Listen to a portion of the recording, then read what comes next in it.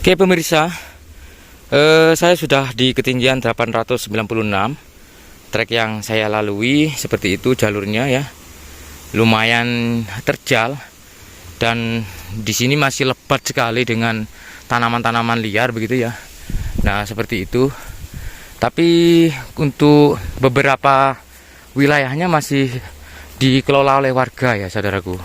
Di kejauhan sana itu sudah kami lihat bendera merah yang mana nanti akan ada sesuatu yang istimewa begitu ya. Nah tetap ikuti terus di kisaran hanya 20-30 meter. Disinilah banyak sekali kami dapatkan hal-hal yang unik ya. Nah seperti ini. Nah itu ada batu besar, nanti akan kita lihat ya, karena setiap batu yang ada di sini itu mencurigakan, seperti halnya ada sesuatu begitu, lubang-lubang tertentu yang mungkin orang-orang di zaman kerajaan ya, dengan caranya mereka begitu ya, lubang tadi itu untuk apa ya, supaya bisa diikat begitu dengan tambang mungkin ya. Nah di sini teman-teman kita akan mendapatkan sesuatu yang istimewa. Nah ini berada di lembah ya, bisa dilihat. Jadi di sana terdapat tebing ataupun gunung Gajah Mungkur. Kalau di sana itu adalah puncak Gunung Penanggungan. Nah ini puncak Gunung Penanggungan. Nah, kelihatannya memang dekat teman-teman, tapi itu jauh. Nah, di sini saudaraku, dulu di zaman kerajaan merupakan pemukiman yang luar biasa. Mungkin aktivitas yang ada di sini dulu sangat ramai sekali.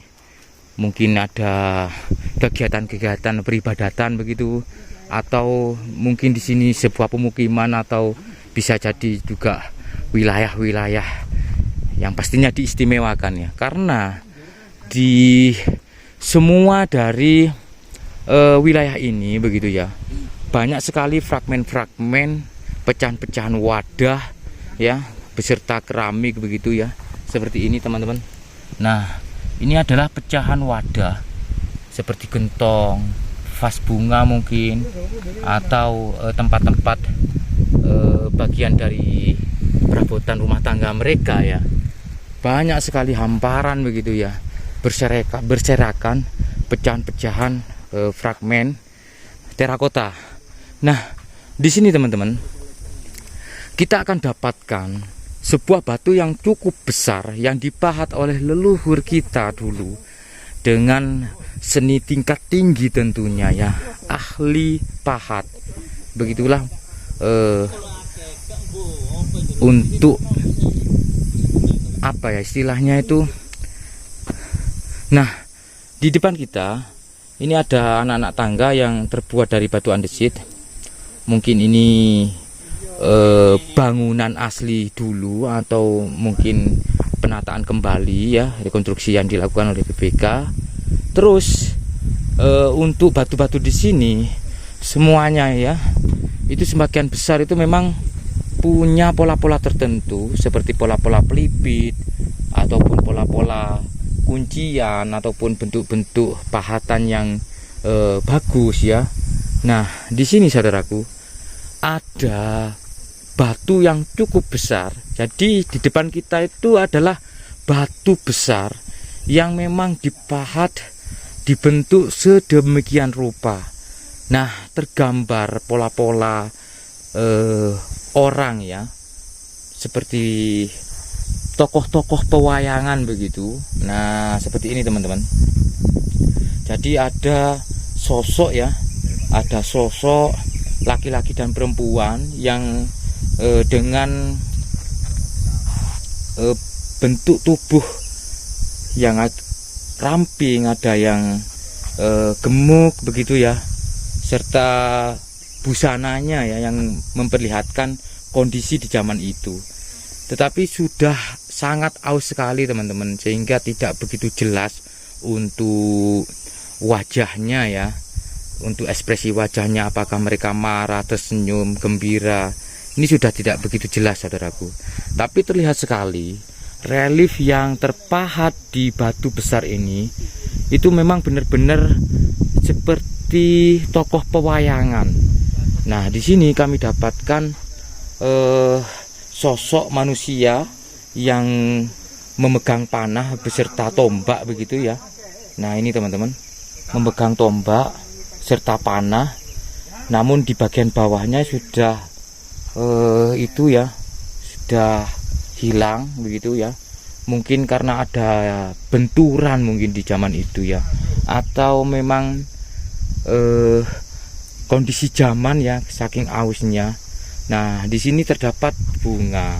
Ini pahatan berbentuk bunga, seperti bunga lotus kalau nggak salah, atau mungkin bunga itu ya, bunga-bunga yang lain.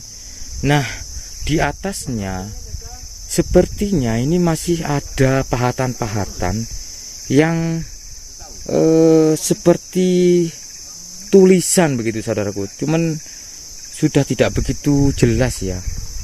Nah, di sini kalau kita lihat secara agak jauh, semakin jelas bahwa pahatan batu ya yang ada di depan kita ini memang benar-benar dipahat oleh leluhur kita, mungkin di zaman kerajaan Majapahit atau sebelumnya ya, seperti Singosari, Mataram Jawa Timur, atau Kanjuruhan, atau Kahuripan bisa jadi ya, karena tidak kami dapatkan inskripsi begitu ataupun angka tahun yang ada di sini.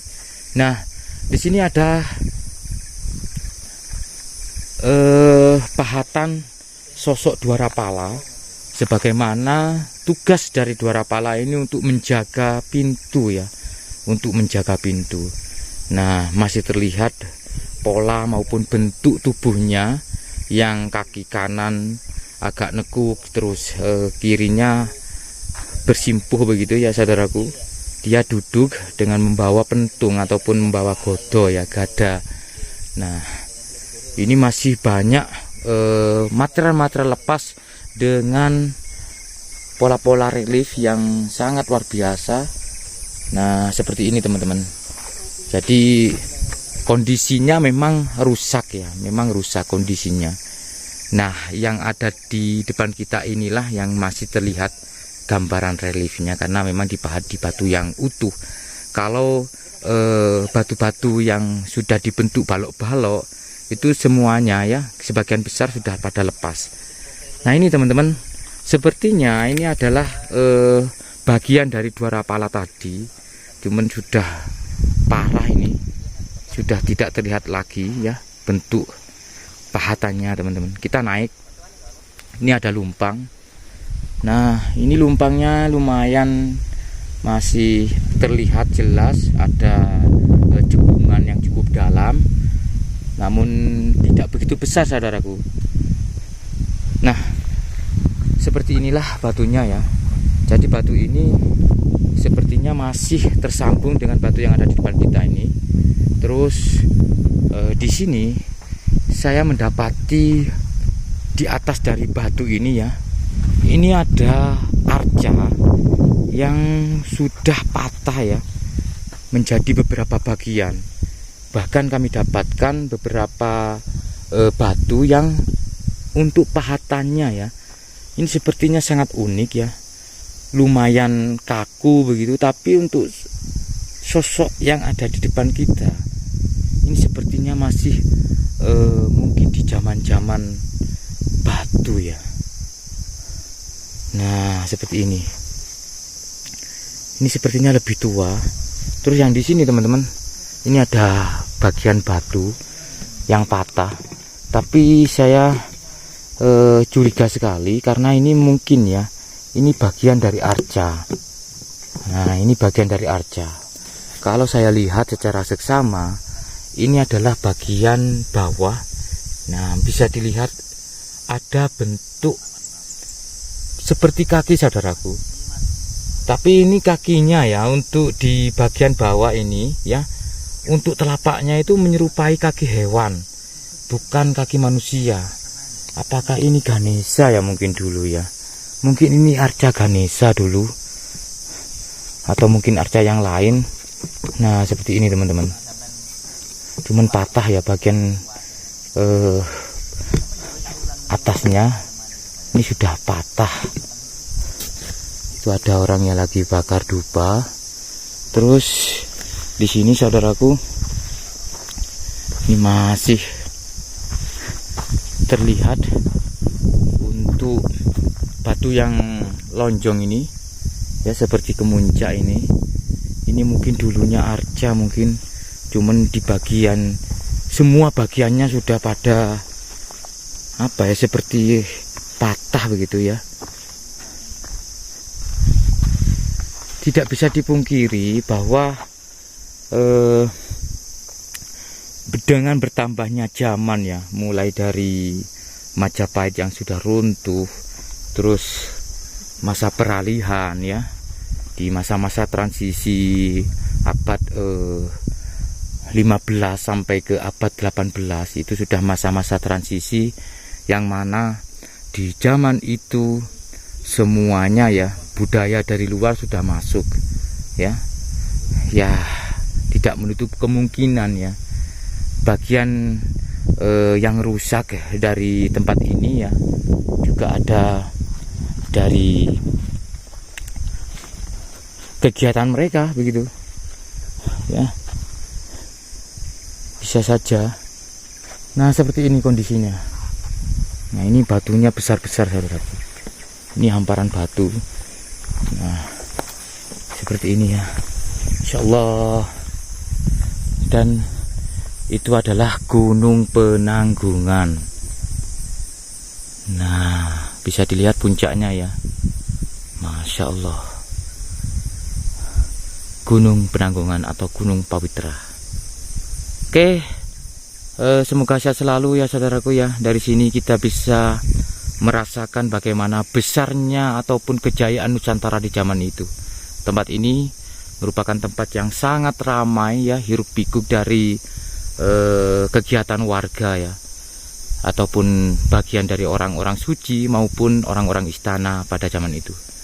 Yang jelas tempat ini yang berada di bawah, berada di lembah, namun tersimpan sejarah yang cukup panjang dan seperti memberitahu kepada kita bahwa kami waktu itu berada di sini. Oke, semoga bermanfaat dan salam budaya. Wassalamualaikum warahmatullahi wabarakatuh. Rahayu.